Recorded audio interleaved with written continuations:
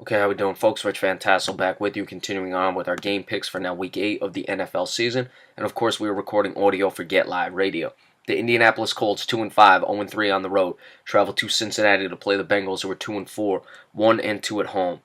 Injuries for the visiting Colts: Denzel Good, offensive tackle, is an IR out. Rashawn Melvin, a cornerback. John Simon, linebacker, is out.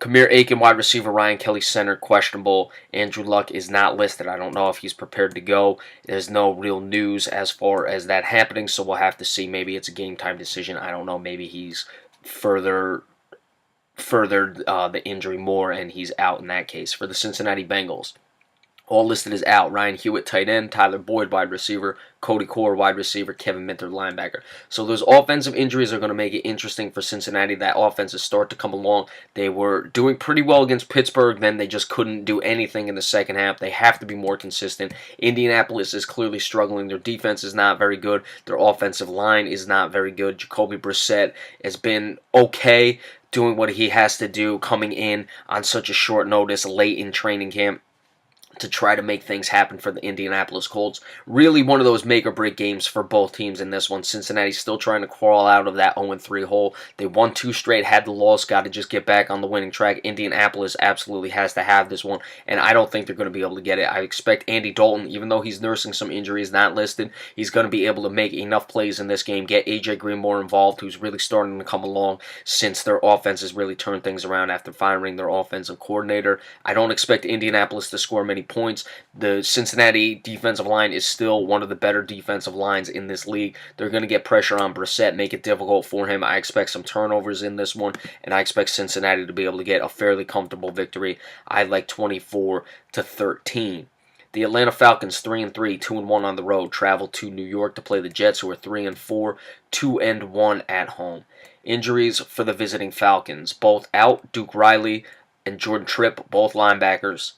For the Jets, Xavier Coleman, cornerback, is an injury reserve out. Jordan Leggett, tight end; Buster Screen, cornerback; Brandon Shell, offensive tackle, are out. Muhammad Wilkerson is questionable, and that's a pretty serious questionable injury on that one. That, to me, is more of a how he feels, game time decision sort of thing. That is a case where I'm expecting a questionable to go either way. I usually expect questionables to go. In this case, I'm looking at either way in this one. Atlanta was finally able to get Julio Jones in the end zone last week, though the touchdown really didn't matter much. I'd like to see Morris Claiborne on him. Claiborne can play well at times. He's a guy who's been injured. He has inconsistent play, but when he's on, he's on. Let's see what he can do against Julio Jones. They'll have to have him. I expect Atlanta's offense, they've been really struggling. They're going to come out with some force in this game. They're going to establish the run, look to go downfield to Julio Jones early. If the Jets can weather that storm, they might be able to stick around. I don't think they're going to be able to weather it enough. I don't think the Jets are going to get their doors blown off, but Atlanta, off 2 straight losses, is really in a case where they've got to find a way to get this game. Actually, 3 straight losses, that is, for the Atlanta Falcons since the 3-0 start. They're going to give it to the Jets in this one. I like 31-20, as the Jets offense is not able to keep pace and not able to weather the storm, as we said early on enough in this game. The Carolina Panthers and the Tampa Bay Buccaneers. Carolina is 4-3, 3-1 on the road. Tampa Bay is 2-4, 2-1 at home. Injuries first for the visiting Panthers: Luke Kuechly, linebacker; Alex Arma, fullback, are questionable. Fozzie Whitaker, running back; John Theus, offensive tackle; Ryan Khalil, center, are out. For the Tampa Bay Buccaneers, Jameis Winston, quarterback; Chris Baker, defensive end; Ryan Russell, defensive end, are questionable. Brent Grimes and Josh Robinson, both cornerbacks, are out.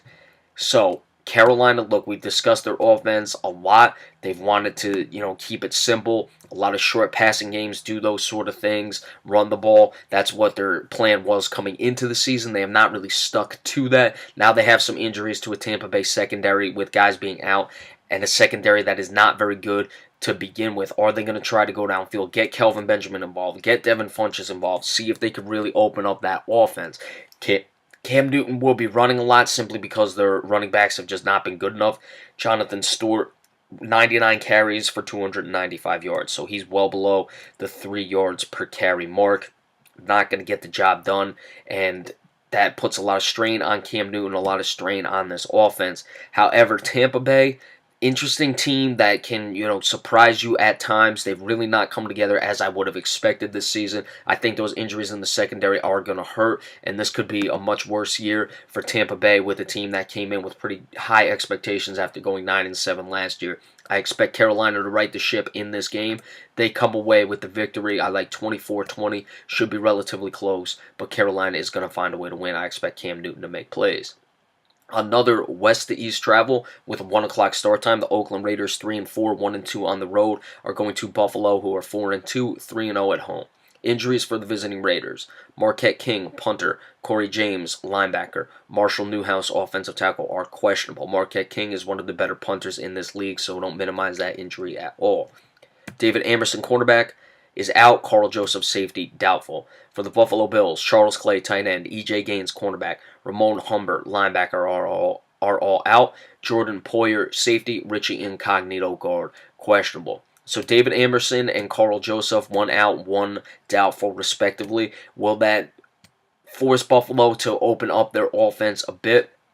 We'll have to see. Tyrod Taylor, you look at his numbers, very simple. Of course, they do like to run the ball, but does only have 64 incompletions, but has only thrown 169 passes thus far this season through 6 games.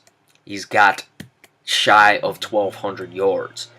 Derek Carr hasn't even played every game this season. He's well above those marks, just about killing Tyrod Taylor, frankly, in those numbers, and considering he's missed 2 games, he has 191 passes, over 1,300 yards, 11 touchdowns, 4 interceptions. Tyrod Taylor, 7 touchdowns, 2 interceptions. So it just shows the philosophy of offenses with this one.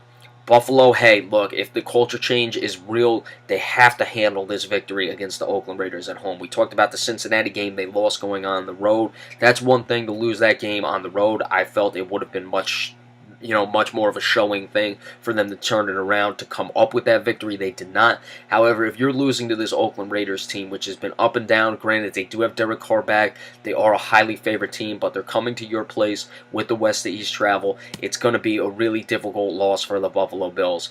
I think Oakland's going to win the game. Buffalo, I put faith in them before. I'm not going to put faith in them in this one. I expect Derek Carr to get the job done. Marshawn Lynch is going to struggle in this game running the ball, but you look at E.J. Gaines being out for the Buffalo Bills. That defense is very good.